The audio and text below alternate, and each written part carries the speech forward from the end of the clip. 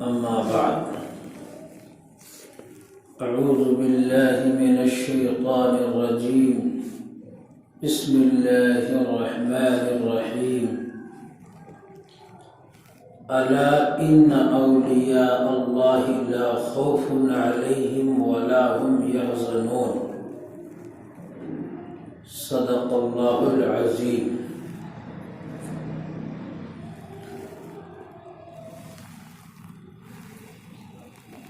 غلامی میں کام آتی ہیں نہ تدبیریں نہ شمشیریں. غلامی میں کام آتی ہیں نہ تدبیریں نہ شمشیریں. گر ہو ایمان کامل تو کٹ جاتی ہیں زنجیریں. کوئی اندازہ کر سکتا ہے اس کے زور بازو کا. کوئی اندازہ کر سکتا ہے اس کے زور بازو کا. نگاہ مرد مومن سے بدل جاتی ہے تقدیریں. نگاہ ولی میں وہ تاثیر دیکھی بدلتی ہزاروں کی تقدیر دیکھی. حضرات گرامی، یہ ربیع الثانی کا مہینہ ہے اور اسی مہینے میں بڑے پیر جنہیں شیخ عبد القادر جیلانی کے نام سے جانا جاتا ہے، وہ اسی مہینے کی 11 تاریخ کو پیدا ہوئے. ہماری سوسائٹی میں ان کے تعلق سے بہت ساری بے سر و پا کی روایتیں اور ان کے نام سے بہت ساری خرافات ایجاد ہو گئی ہیں. میں نے سوچا کہ آج کی اس خطبے میں آج کی تقریر میں شیخ عبد القادر جیلانی رحمۃ اللہ علیہ کی سیرت کا مختصر سا تذکرہ آپ حضرات کے سامنے کر دوں اور ان کا جو موقف شریعت کے سلسلے میں ہے اس سے بھی آپ کو روشناس کرا دوں، تاکہ بہت سارے ایسے لوگ جو ان کے نام پر غلط قسم کی کرامات بیان کر رہے ہیں، شیخ عبد القادر جیلانی رحمۃ اللہ علیہ اس سے بالکل مبرہ اور پاک ہیں. سب سے پہلی بات تو یاد رکھیے کہ اس سرزمین پر اللہ تبارک و تعالی نے انسانوں کو جب پیدا فرمایا تو اس کی ہدایت کے لیے اللہ نے انبیاء علیہ السلام کا ایک سلسلہ قائم فرمایا، اور انبیاء علیہ السلام میں سب سے آخری نبی ہم سب کے آقا و مولا جناب محمد الرسول اللہ صلی اللہ علیہ وسلم ہیں. آپ لاسٹ پروفٹ ہیں، آخری نبی ہیں. اللہ تعالیٰ نے آپ کی ذات مقدسہ پر دین کی تکمیل کر دی، اور جو دین ہے اسلام یہ کامل ہو چکا ہے. الیوم اکملت لکم دینکم واتممت علیکم نعمتی ورضیت لکم الاسلام دینا. اللہ نے فرمایا حجۃ الوداع، وہ لوگ جن کو اللہ نے حج کرنے کی سعادت عطا فرمائی اور اللہ نے جن کو یہ مبارک موقع عطا فرمایا کہ وہ عرفات کے میدان میں وقوف کیے ہوں، ہم دعا کرتے ہیں اللہ تعالی ہم تمام لوگوں کو وہ موقع نصیب فرما دے. وہ وہاں جو منظر ہے حجۃ الوداع کے موقع پر جناب محمد الرسول اللہ صلی اللہ علیہ وسلم اپنی اونٹنی قصبہ پہ سوار ہیں، اور آپ آخری خطبہ ارشاد فرما رہے ہیں. اسی حجۃ الوداع کے موقع پر یہ آیت نازل ہوئی کہ آج کے دن ہم نے دین کو مکمل کر دیا. اللہ نے فرمایا کہ آج ہی کے دن، یعنی اس سے پہلے دین کامل نہیں ہوا تھا، اس سے پہلے کسی پیغمبر پر، کسی رسول کے لیے دین کی تکمیل نہیں کی گئی تھی۔ الیوم کہا آج کے دن اللہ تعالیٰ نے آج کے دن تم پر دین کو، تمہارے دین کو، تمہارے اسلام کو مکمل کر دیا۔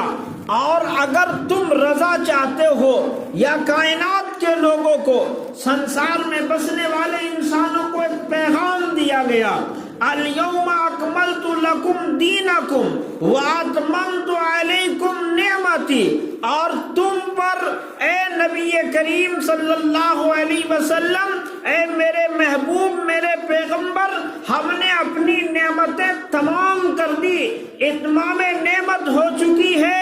اب اگر کسی کو اللہ کی رضا چاہیے، اللہ کو راضی کرنا چاہتا ہے، رب کی محبت دل میں بسانا چاہتا ہے، تو کوئی اور راستہ قبول نہیں کیا جائے گا، کوئی اور طریقہ قبول نہیں کیا جائے گا۔ یہ جو دین ہم نے تمہیں عطا کیا ہے، اس دین کو ہم نے آج کامل کر دیا اور یہ اس کی نعمت مکمل ہو گئی، اب اسی دین پر میں راضی ہوں گا۔ اللہ تبارک و تعالیٰ نے یہ فیصلہ فرما دیا، جناب محمد رسول اللہ صلی اللہ علیہ وسلم پر دین بھی مکمل ہو گیا اور نبوت بھی مکمل ہو گئی۔ اللہ نے فرما دیا ما کان محمد ابا احد من رجالکم ولکن رسول اللہ وخاتم النبیین۔ اللہ تعالیٰ نے یہ اعلان کر دیا کہ محمد تمہارے مردوں میں سے کسی کے باپ نہیں ہے، ہاں اللہ کے آخری رسول ہے، لاسٹ پروفٹ ہے، آپ کے بعد کوئی نبی نہیں ہوگا، آپ کے بعد کوئی رسول نہیں ہوگا، آپ کے بعد کوئی منتخب من اللہ جن کے سر پر نبوت کا تاج رکھا جائے، جس کے پاس اللہ کے طرف سے فرشتہ آئے اور وحی نازل ہو، ایسا کوئی انسان نہیں ہوگا۔ اگر کوئی اس بات کا دعویٰ کرتا ہے یا کوئی قوم، کوئی گروہ، کوئی طبقہ ایسے نبی کو جو جعلی نبی ہو، ذلی نبی اپنے آپ کو کہتا ہو، بروزی نبی اپنے آپ کو کہتا ہو، طفیلی نبی اپنے آپ کو کہتا ہو، اگر وہ ایسا عقیدہ رکھتا ہے یا کوئی جماعت، کوئی گروہ کسی کو نبی ماننے کے لیے تیار ہو جاتی ہے محمد الرسول اللہ صلی اللہ علیہ وسلم کے بعد، تو وہ اسلام کے دائرے سے باہر ہو جاتا ہے، وہ کافر ہے، وہ مسلمان نہیں ہو سکتا۔ اس لیے اسلام کا بنیادی عقیدہ، اسلام کے بنیادی عقائد میں یہ بات بھی شامل ہے کہ تمام نبی سچے اور حق اور سچے ہیں، لیکن سب سے آخری نبی محمد الرسول اللہ صلی اللہ علیہ وسلم ہے، اور آپ نے اعلان کر دیا انا خاتم النبیین لا نبی بعدی، میں آخری نبی ہوں اور میرے بعد کوئی نبی نہیں ہوگا۔ تو آپ صلی اللہ علیہ وسلم پر اللہ نے نبوت کو ختم کر دیا، لیکن نبوت والا کام باقی رہا۔ اللہ تبارک و تعالیٰ نے اپنے نبی کو جو دین دیا تھا، یہ دین جناب رسول اللہ صلی اللہ علیہ وسلم نے صحابہ کو عطا فرمایا۔ صحابہ کرام رضوان اللہ تعالی علیہم اجمعین کے بعد تابعین کو، تابعین نے تبع تابعین کو، تبع تابعین نے بزرگان دین کو یہ دین عطا فرمایا، اور ولایت کا ایک الگ درجہ قائم ہو گیا۔ ولایت کیا ہے؟ ولی اصل کہتے ہیں جو اللہ کے دوست ہو جاتے ہیں۔ تو دوست تو انبیاء بھی ہیں اور دوست صحابہ بھی ہیں اور تابعین میں بھی اللہ کے دوست ہوئے ہیں۔ اس لیے اسلام نے درجے بیان فرمائے ہیں۔ اللہ تبارک و تعالیٰ نے نبیوں کے سلسلے میں درجات مقرر فرمائے۔ تلک الرسل فضلنا بعضهم علی بعض، اللہ نے فرمایا کہ ہم نے رسولوں میں بعض کو بعض سے بڑا کر دیا، بعض کا مرتبہ بعض سے بڑا ہے۔ یہ آپ تمام لوگ جانتے ہیں کہ سب سے اونچا مرتبہ، سب سے اعلیٰ مرتبہ، سب سے عرفہ مرتبہ یہ ہمارے آقا حضرت محمد رسول اللہ صلی اللہ علیہ وسلم کا ہے۔ نبی کریم صلی اللہ علیہ وسلم سب سے بڑے نبی ہیں، امام الانبیاء ہیں۔ اللہ تعالیٰ نے آپ کا مقام تمام نبیوں سے بڑا قرار دیا۔ قرآن جب ہم پڑھتے ہیں اور نماز میں جب پڑھتے ہیں سورہ فاتحہ، تو یہاں ہم کہتے ہیں اہدنا الصراط المستقیم صراط الذین انعمت علیہم، اے ہمارے پروردگار میرے رب، ہم نے آپ کی تعریف کر دی، آپ کی بڑائی بیان کر دی۔ الحمدللہ رب العالمین، تمام تعریفیں اس رب کے لیے ہیں جو جہان کا پالنہار ہے، تمام سنسار کا پالنے والا ہے۔ الرحمن الرحیم، وہ رحم کرنے والا اور بڑا مہربان ہے۔ مالک یوم الدین، وہ قیامت کے دن، یوم جزا کے دن کا مالک ہے، بدلے کے دن کا مالک ہے۔ ایاک نعبد و ایاک نستعین، اے پروردگار ہم تجھ سے مانگتے ہیں، تیری عبادت کرتے ہیں اور تجھی سے طلب کرتے ہیں۔ کیا مانگا ہم نے؟ اہدنا الصراط المستقیم، بتا دیجئے ہم کو سیدھا راستہ۔ کون سا راستہ سیدھا ہو سکتا ہے جس راستے کو ہم طلب کر رہے ہیں؟ تو اللہ نے فرمایا کہ یہ کہیے کہ ان لوگوں کا راستہ عطا کیجئے، صراط الذین انعمت علیہم، اے پروردگار جن پر تو نے انعام عطا کیا ہے، جن کو تو نے انعام سے نوازا ہے، ان کا راستہ عطا فرما۔ وہ راستہ کون سا ہے؟ انعم اللہ من النبیین، وہ راستہ نبیوں کا راستہ، وہ راستہ صدیقین کا راستہ، وہ راستہ شہداء کا راستہ، وہ راستہ صالحین کا راستہ۔ تو درجے بیان کر دیے گئے۔ سب سے بلند مقام خدا کے بعد انبیاء علیہ السلام کا ہے، نبیوں کا مقام سب سے اعلیٰ ہے، اور نبیوں کے بعد سب سے بلند مقام صحابہ کا ہے۔ صحابہ کرام رضوان اللہ تعالی علیہم اجمعین کے سلسلے میں ہم اہل سنت والجماعت کا یہ متفقہ عقیدہ ہے کہ کائنات کے تمام ولی، تمام قطب، تمام ابدال مل کر کے صحابہ کرام میں سے ادنا درجے کا جو صحابی ہے، کون صحابی ہے اور کسے صحابی کہتے ہیں؟ صحابی وہ ہے جس کے بعد جو ایمان کی حالت میں آقا مدنی جناب محمد رسول اللہ صلی اللہ علیہ وسلم کی زیارت کی ہو اور حضور علیہ السلام کی صحبت میں تھوڑی دیر بیٹھنے کا جس کو موقع ملا ہو، جسے یہ سعادت نصیب ہوئی ہو، جس کو یہ رتبہ نصیب ہوا ہو کہ حضور کی مجلس میں مختصر وقت کے لیے بھی بیٹھا ہو اور ایمان کے ساتھ دنیا سے رخصت ہو گیا، وہ صحابی ہے۔ اور صحابی کا مقام تمام قطب ابدال مل کر کے، بڑے سے بڑے اولیاء اللہ مل کر کے صحابہ کے ادنا صحابی کے کسی درجے کے برابر تو بہت دور کی بات ہے کہ ان صحابہ کرام کے قدموں سے جو دھول اڑتی ہے، اس دھول کا مقابلہ کوئی ولی بڑے سے بڑا ولی نہیں کر سکتا ہے۔ یہ درجے اسلام نے بیان کیے ہیں۔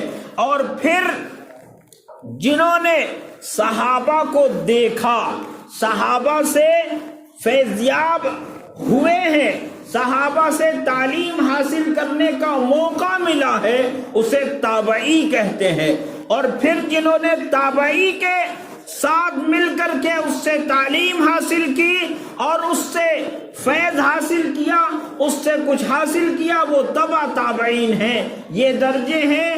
اللہ تبارک و تعالیٰ نے اولیاء اللہ نے بزرگوں میں جن کو اللہ تعالیٰ نے اپنا دوست قرار دیا، ان میں ایک بڑا رتبہ، بڑا نام شیخ عبد القادر جیلانی کا ہے۔ اب آپ سمجھ گئے ہوں گے کہ شیخ عبد القادر جیلانی بڑے اللہ والے ہیں، ہم بھی ان کو مانتے ہیں۔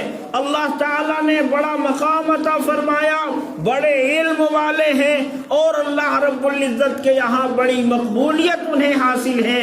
لیکن کوئی صحابہ کرام کے برابر ان کو کہہ دے یا صحابہ سے بڑا کہہ دے، کوئی آدمی ان کی محبت میں اتنا ڈوب جائے کہ ان کو اللہ کی جگہ بٹھا لے اور ان سے مدد مانگنے لگے اور ان سے دعائیں کرنے لگے، تو یہ اسلام کی تعلیمات اور خود شیخ عبد القادر جیلانی رحمہ اللہ علیہ کی پاکیزہ تعلیمات کے خلاف ہے۔ شیخ عبد القادر جیلانی بڑے اللہ والے ہیں، بڑے پیر ہیں، اور کیوں نہ ہو، ان کے تذکرہ نگاروں نے لکھا ہے کہ ان کے والد محترم شیخ عبداللہ صالح بڑے نیک لوگوں میں شمار ہوتے ہیں۔ ان کے بارے میں لکھا کہ وہ اپنی جوانی کے زمانے میں، اس وقت ان کی شادی نہیں ہوئی تھی، وہ کہیں سفر پہ جا رہے تھے، کئی دن کا سفر تھا، اور سفر ہوتے ہوتے بھوک کی شدت ہو گئی، اور بھوک کی وجہ سے چلا نہیں جا رہا تھا۔ ایک دریا کے کنارے سے، ندی کے کنارے سے گزر رہے تھے، اس ندی میں بہتا ہوا ایک پھل، کوئی سیب، کوئی سنترا آ رہا تھا، اس کو اٹھا کر کے انہوں نے کھا لیا۔ آدھا کھایا تھا کہ ان کو یاد آیا کہ پتہ نہیں کس کا مال ہے اور میں نے بغیر تحقیق کے اسے کھا لیا۔ ہم سوچتے ہیں ہمیں تو آج یہ چاہیے کہ ہم اس سلسلے میں کیا تحقیق کریں اور کیسے کیا سوچیں، جو آ رہا ہے اسے آنے دیا جائے، ہمیں اس کی کیا پرواہ ہے۔ ہمارے پیٹ کی آگ بجھنی چاہیے، ہمارا پیٹ بھرنا چاہیے، ہمارا جیب بھرنا چاہیے، بینک اکاؤنٹ بڑھنا چاہیے، بیلنس بڑھنی چاہیے، یہ سوچتے رہتے ہیں، اور مال کسی طریقے سے آئے اس کو ہم اپنے پاکٹ میں، اپنے جیب میں ڈال دیتے ہیں۔ کھانے کی باری آئے تو جہاں بریانی مل جائے، کون کھلا رہا ہے اور کیسے مال کا کھلا رہا ہے، اس سلسلے میں ہمیں ذرا بھی پرواہ نہیں ہے، حالانکہ ہم ایمان والے ہیں۔ اللہ تعالیٰ نے ہمارے لیے حدود مقرر کیے ہیں، ان حدود سے تجاوز ہمیں نہیں کرنا ہے، ہمیں ان حدوں میں رہتے ہوئے کھانے پینے کا بھی انتظام کرنا ہے۔ کسی کی دعوت بھی قبول کرنی ہے تو انہی حدود کو ملحوظ رکھتے ہوئے ہمیں دعوت قبول بھی کرنی ہے اور دعوت کھانی بھی ہے۔ بہرحال وہ ان کو جب اس بات کا احساس ہوا کہ میں نے بغیر تحقیق کے یہ پھل کھا لیا، تو اب چلے وہ اسی ندی کے کنارے سے چلتے چلتے کچھ دور نکل گئے۔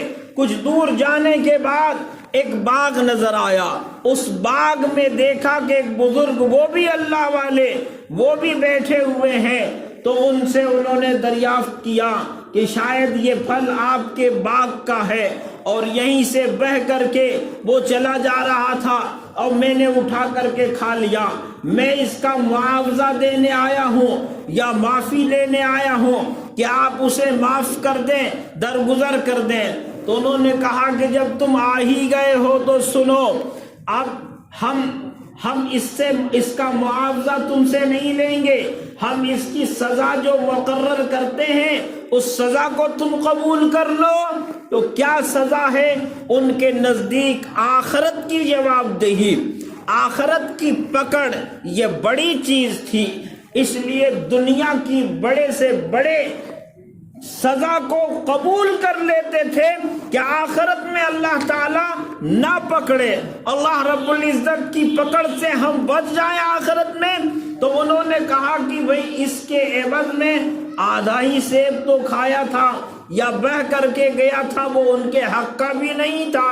یہ تو صحیح بات ہے، تحقیق اگر کی جائے، فتویٰ پوچھا جائے تو کیا بہتا ہوا پھل ندی کے حوالے جو ہوا وہ کسی کی ملکیت کا تو نہیں ہے، لیکن انہوں نے کہا کہ بھئی 10 سال تک آپ ہمارے باغ کی رکھوالی کیجئے۔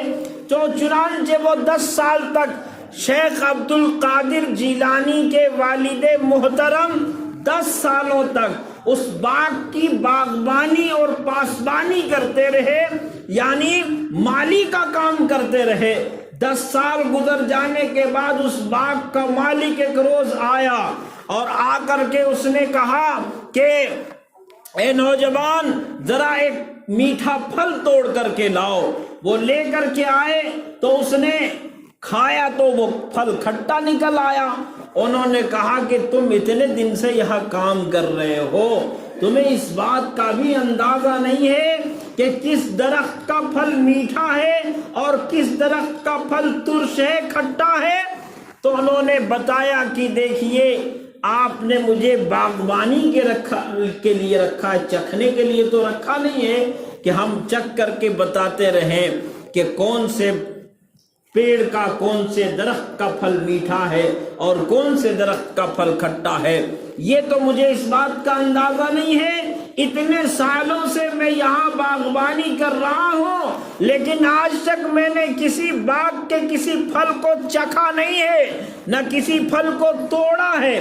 یہ امانت داری اور یہ دیانت داری ان کے والد کے اندر تھی۔ چنانچہ انہی کی بیٹی سے ان کا نکاح ہوا، عقد ہوا، جس کے سلسلے میں ایک واقعہ لوگ بیان کرتے ہیں، لیکن وہ واقعہ میرے گلے تو نہیں اترتا۔ کہ ان کے والد نے یہ کہا کہ میں آپ کی معلومات کے لیے عرض کیے دیتا ہوں، بہت مشہور واقعہ ہے۔ ان کے اس باغ کے مالک نے یہ کہا کہ 10 سال یہ پورے ہو گئے، اب تمہیں ایک سزا اور بھگتنی ہے، وہ یہ ہے کہ میری ایک بیٹی ہے جو اندھی ہے اور لنگڑی ہے اور بہری ہے، اس سے تمہیں نکاح کرنا ہوگا، اس سے تمہیں شادی کرنی ہوگی۔ چنانچہ جب ان کا نکاح ہوا اور انہوں نے دیکھا تو یہ معلوم ہوا کہ وہ لڑکی تو اندھی بہری ہے نہیں، جب ملاقات ہوئی تو اچھی خاصی خوبصورت نیک سیرت ایک عورت ہے۔ تو یہ بزرگ عبداللہ صالح جو شیخ کے والد ہیں، یہ باہر آ گئے اور انہوں نے اپنے خسر سے اور باغ کے مالی سے کہا کہ آپ نے مجھے کہاں بھیج دیا؟ آپ نے تو کہا تھا کہ میری بیٹی اندھی ہے اور میری بیٹی بہری ہے اور میری بیٹی لنگڑی ہے اور میری بیٹی لولی ہے اور میری بیٹی گونگی ہے، لیکن وہاں تو تمام اعضاء سلامت ہے۔ تو اس کا مطلب